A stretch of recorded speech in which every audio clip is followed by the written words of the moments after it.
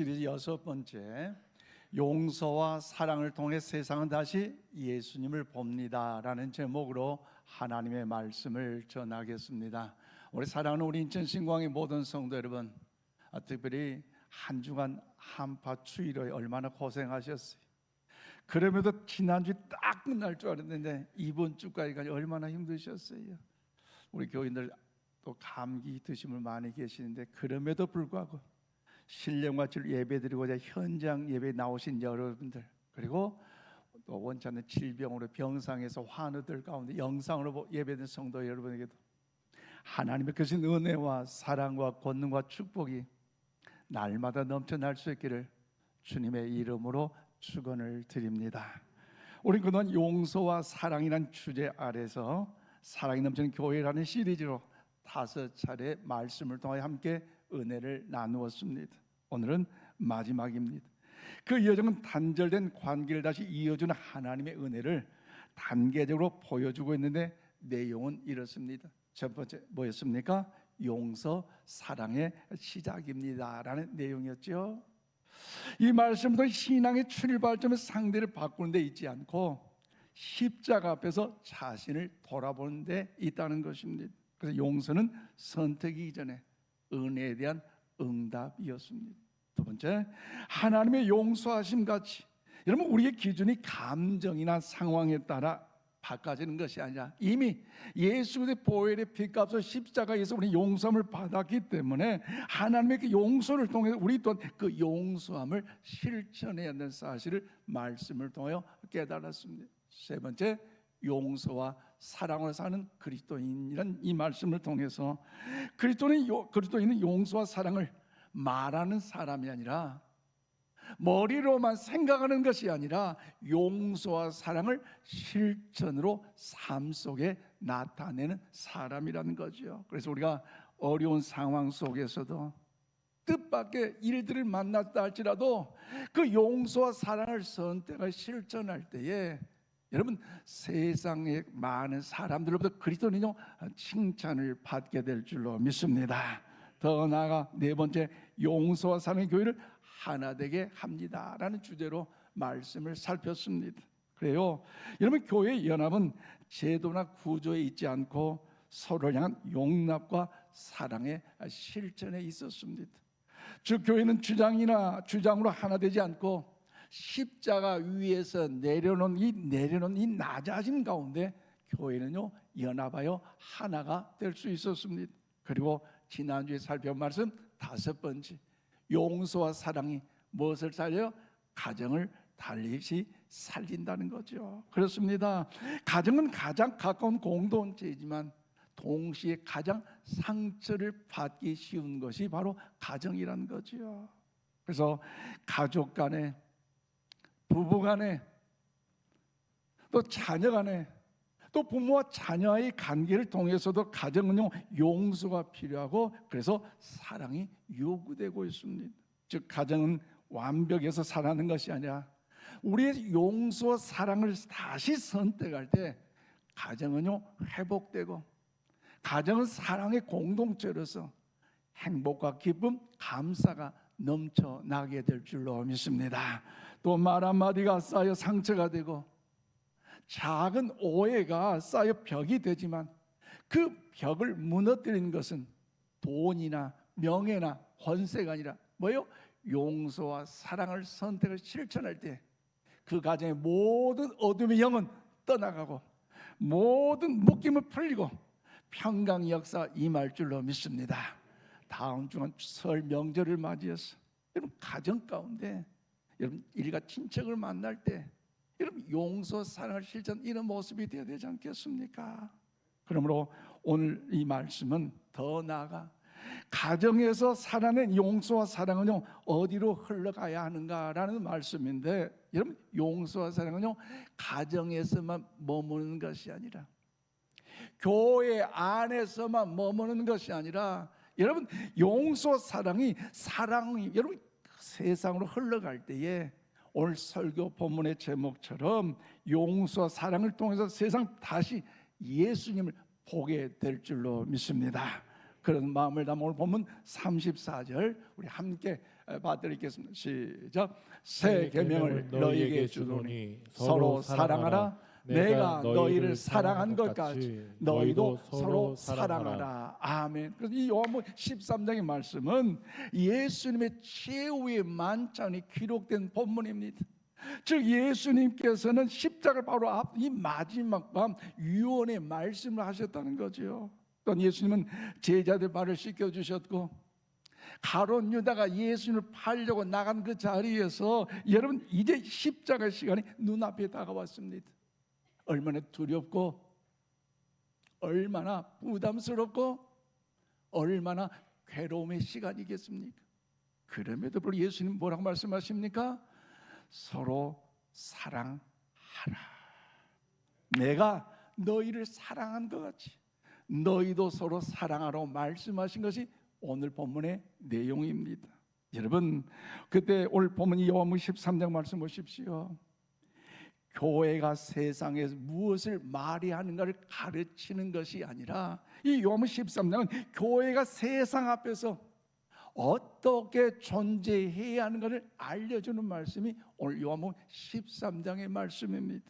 그렇다면 사랑하는 여러분, 이 시간 우리가 함께 계속해서 말씀의 은혜를 나누기 전에 잠시 우리 자신의 삶을 돌아보면서 이 질문들을 가슴에서 한번 여러분 담아보시기를 바랍니다. 첫 번째, 나는 지금까지 신앙생활을 해오면서 말을 기똥차게 잘하는 것에 대하여 힘써 왔습니까? 아니면 사랑으로 삶을 살아내는 것에 더 힘써 왔습니까? 전자입니까? 후자입니까? 두 번째, 내 삶의 자리 중에서 아직도 용서하지 못한 그 사람, 그 인간, 사랑하기를 미루고 있는 관계는 없습니까? 그 이름, 그 얼굴 과연 누구입니까? 세 번째, 나를 통해 만나는 사람들이 예수님의 얼굴 보고 있습니까? 아니면 부정적으로 나를 통해서 교회의 말만, 교회가 그렇구나는 이 말만 여러분 듣게 하고 있습니까? 네 번째, 만일 예수님께 오늘 내 삶을 바라보신다면 과연 여러분 한 사람 한 사람을 통해서 옳다 잘했다 과연 칭찬하실까요? 아니면 사랑하라고 더 힘쓰라고 명령하실까요? 여러분 이 질문 앞에서 초등학교 1학년 하나대가 하나 둘입니다.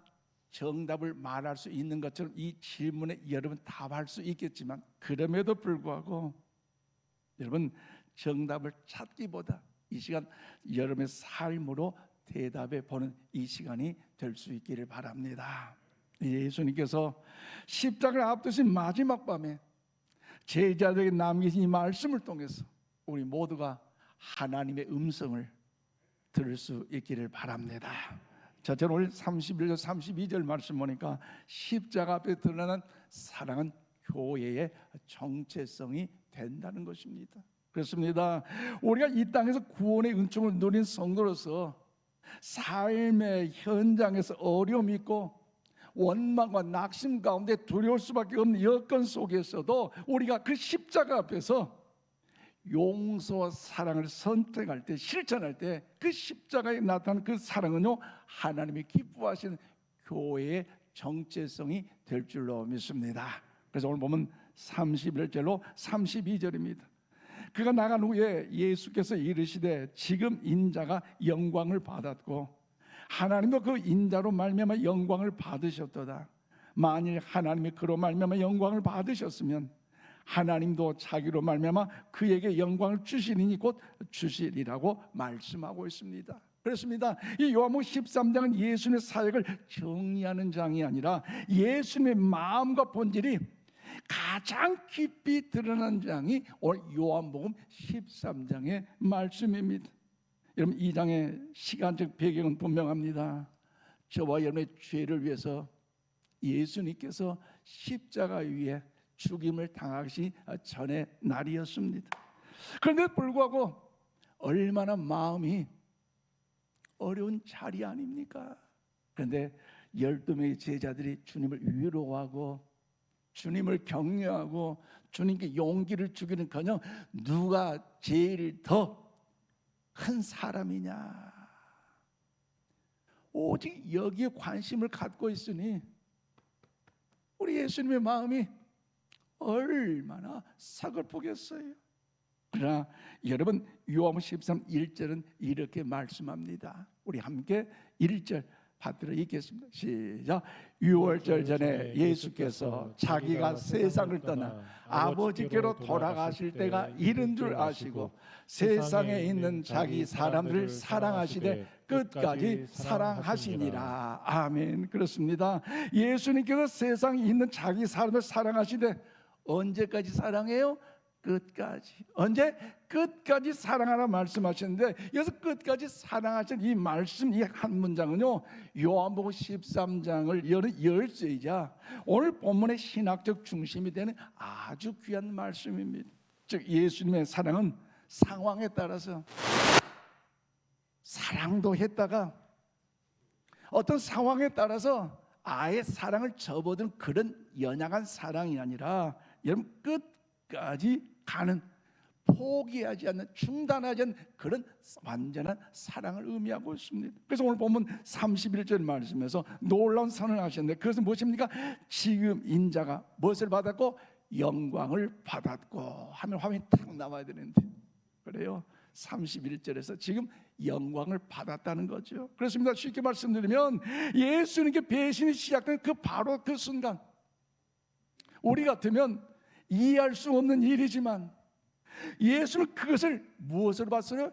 영광의 순간으로 보았다는 거지요. 세상에 이런 일이 어디가 있겠습니까? 가룟 유다가 팔 것을 아셨음에도 불구하고, 베드로가 닭이 울기 전 3번씩이나 부인할 거 아셨음에도 불구하고 지금 인자가 영광을 받고 하나님께서 영광을 얻으신다는 겁니다. 그러므로 사랑하는 여러분, 이 영광이라는 것, 여러분 무엇보다도 요한복음에는요, 이 영광이 과시가 아니라, 능력의 과시가 아니라 자기 비움의 완성을 의미하고 있습니다. 즉 십자가는 예수님이 지시기 전까지 죄인들의 이름으로 인하여 실패요, 조롱이요, 고난이요, 아픔이요, 환난이었지만 우리 예수님께 저와 여러분의 죄를 위해 십자가를 지심으로 인해 이 십자가는 다시는 실패와 저주와 조롱과 고난과 아픔과 환난이 아니라 영광의 은혜, 사랑의 그 은총이 여기에 가장 밝게 드러나는 것이 예수님의 십자가의 은혜인 줄로 믿습니다. 그래서 이 사랑은 말로만 선포되지 않고 예수님은 먼저 제자들의 발을 씻겨주셨어요. 그런데 여러분, 예수님께서 이 죽음의 십자가 앞둔 그 여건 속에 제자들이 누가 큰 자인가 서로 의시되고 있을 때에, 아니 너희들 도대체 3년 동안 같이 동고동락하면서 너희들 그럴 수 있느냐? 아니 너희들 너무하지 않느냐? 그렇게 책망하고 비웃고 손가락질 하셨습니까? 그렇지 않으셨다는 거죠. 예수님께 자리에 일어나셔서 겉옷을 벗으시고 허리에 수건을 통이시고 제자들 한 사람 한 사람 발을 씻어주셨습니다. 즉 예수님께서 제자들 발을 씻긴 이유는요, 단순한 겸손의 본보기가 아니라 십자가 사건의 예표라는 거죠. 종의 자리로 내려오신 그 모습 속에 예수님이 걸어가신 길이 이미 여기에 담겨져 있습니다. 그런 마음을 담아 오늘 보면 21절 우리 함께 받들어 읽겠습니다. 시작. 예수께서 이 말씀을 하시고 심령이 괴로워 증언하여 이르시되 내가 진실로 진실로 너희에게 이르노니 너희 중 하나가 나를 팔리라 하시니. 아멘. 그렇습니다. 예수님께서 말씀합니다. 내가 진실로 진실로 너희 중에 이르노니, 너희 중에 한 사람이 예수님을 어떻게 한다고요? 판다는 것. 이 말씀을 하신 거 보면 예수님은 가룟 유다에 의하여서 팔릴 것을 아셨다는 말씀일까요? 몰랐다는 말씀일까요? 아셨다. 어떻게 그렇게 잘 알아요? 예수님이 가룟 유다를 통하여 은 30 팔릴 것을 예수님요 알고 계셨습니다. 그럼에도 불구하고 우리 예수님 유다의 발을 씻어 주셨어요? 안 씻으세요? 가룟 유다의 발을 씻어 주셨어요. 여러분 생각해 보세요. 여러분 같은 배신자 앞에서 그렇게 할 수 있겠습니까? 할 수 있어요. 저 같으면 목사인 저도요. 제자들 바로 하나하나씩 할 때마다 어때 마태 얼마나 고생했냐, 마가 얼마나 고생했냐. 그래 3년 동안 수고했다. 베드로 닭이 울기 전에 나를 배신할 거지 아셨음에도 불구하고 베드로의 발을 씻어주잖아요. 요한 발을 씻어주시고, 가룟 유다 너가 정말 나를 은 30에 팔 건데 너 도대체 참 인간적으로 우리가 한다면요 도저히 할 수 없을 것 같아요. 그럼에도 불구하고 예수님은요 가룟 유다의 발을 씻어주신 거 아니겠습니까? 그러므로 그의 발을 씻겨주시는 것, 이것은요 예수님께서 원수까지 사랑하시던 사랑의 섬김이었습니다. 그런 의미를 기억하면서 로마서 5장 8절 말씀 우리 함께 봐드리겠습니다. 시작. 우리가 아직 죄인 되었을 때에 그리스도께서 우리를 위하여 죽으심으로 하나님께서 우리에 대한 자기의 사랑을 확정하셨느니라. 아멘. 예수님께서 여러분 그 사랑, 어떤 사랑? 아직 우리가 죄인 되었음에도 불구하고 어떤 조건 없이 어떤 이유나 따지지 않고 아낌없이 십자가의 사랑으로 우리를 용서한 그 사랑 아닙니까? 죄인 된 저와 여러분을 살리시고 죽기까지 사랑하시는 그 사랑입니다. 그래서 예수님 말씀만 하지 아니하시고 죄인들을 위하여 십자가 위에서 창에 찌르셔서 물과 피를 아낌없이 흘리시며 죽기까지 저와 여러분을 용서하시고 사랑해 주신 줄로 믿으시기를 바랍니다. 그 사랑은 희생 없는 감정이 아니라 자기를 내어주는 선택이었습니다. 그러므로 사랑하는 성도 여러분, 교회의 정체성은요 여기에 있습니다. 숫자가 많다 적다, 숫자 많아서 싸우면 뭐예요? 숫자가 적다고 낙심 실망 속에 연약하면 뭐예요? 여러분 교회는요 말로 설명된 공동체가 아니라 이 십자가의 사랑으로 살아낸 공동체가 되어야 할 줄로 믿습니다. 형통 평안의 부흥에도 십자가의 사랑을 우리가 살아내야 되고, 원치 않는 문제가 발생해도 십자가의 사랑으로 저와 여러분이 살아내야 할 줄로 믿습니다.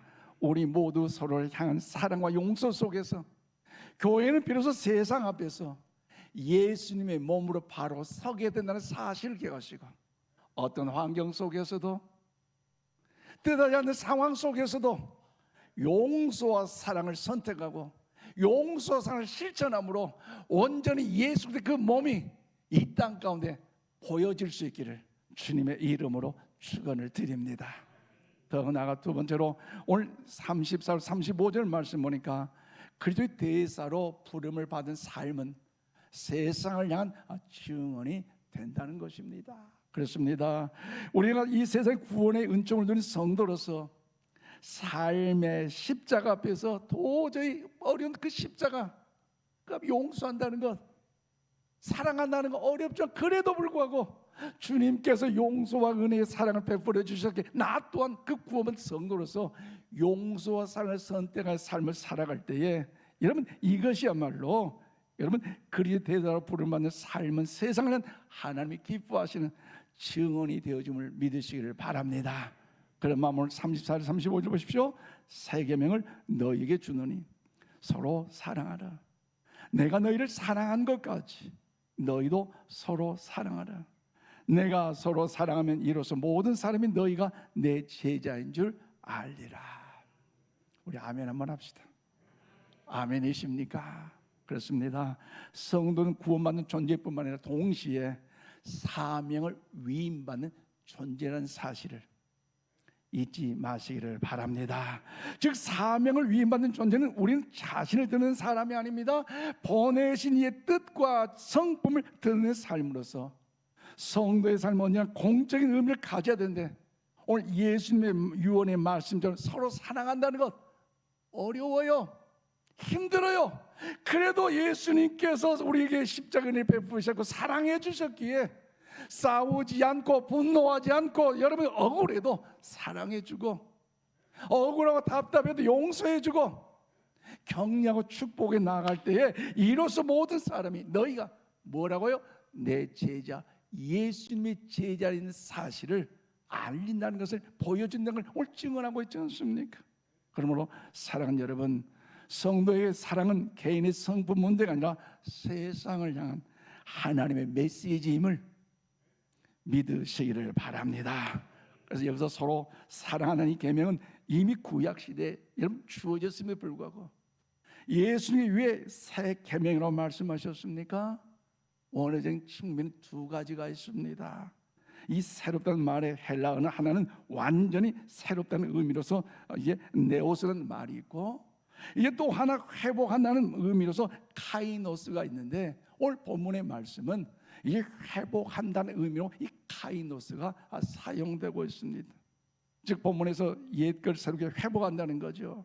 쉽게 말씀드리면 이 사랑 구약 시대부터 사랑하라고 주신 말씀이기에 얼마나 유대인들 얼마나 하나님의 자녀들이 알고 있는 것 아니겠습니까?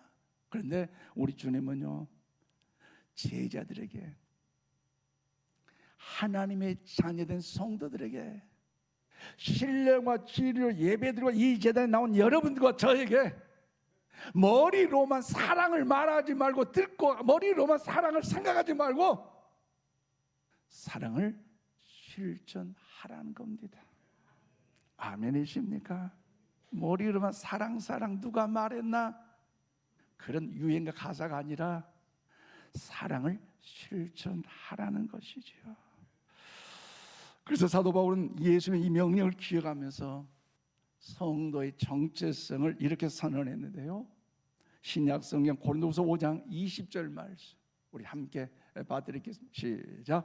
그러므로 우리가 그리스도를 대신하여 사신이 되어 하나님이 우리를 통하여 너희를 권면하시는 것 같이 그리스도를 대신하여 간청하노니 너희는 하나님과 화목하라. 아멘. 그렇습니다. 여기서 그러므로 우리가 그리스도를 대신하여 사신이 되었다고 했는데 이 사신 의미가 뭡니까?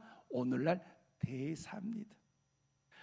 대한민국을 대표해서 외국에 가서 근무하는 분들 바로 대사라는 뜻이죠. 여러분 이 대사는 자기를 대표하지 않고 보내는 일을 대표하는 사람입니다. 왜냐하면 그의 말과 태도 그의 행동 하나하나가 곧 나라의 얼굴이 되기 때문입니다. 그러므로 사랑하는 여러분 성도는 예수님을 설명하라고 세상에 보냄을 한 존재가 아니라 성도는 오직 예수님을 세상에 보여주는 보냄을 한 존재임을 믿으시기를 바랍니다. 보여주라고 세상에 우리 예수님이 세상에 우리 하나님이 어떤 분인가를 보여주라고 오늘 우리를 이곳에 이 땅에 보내신 줄로 믿습니다. 이 말씀은요 오늘 본문에서 예수님이 친히 말씀하신 서로 사랑하는 명령과 정확하게 맞닿아 있습니다. 저 예수님은 사랑을 명령하셨고 사도 바울은 이제 그 사랑을 사명의 언어로 이제 풀어냈습니다. 다시 말해 사랑은 개인의 성품의 문제가 아니라 교회의 공적 사명입니다. 그래서 바울은 우리가 말한다가 아니라 하나님 우리를 통해 간청하신다고 말하고 있습니다. 그러므로 사랑하는 성도 여러분 이 표현은 매우 중요한데 그 이유가 무엇입니까? 그것은 하나님에 대한 우리가 이 세상을 살아갈 때 거룩한 성도로서 부름을 받았기 때문에 여러분 우리 삶을 통해서 하나님 자신이 세상을 말씀하고 있다는 사실을 보여주는 것 아니겠습니까?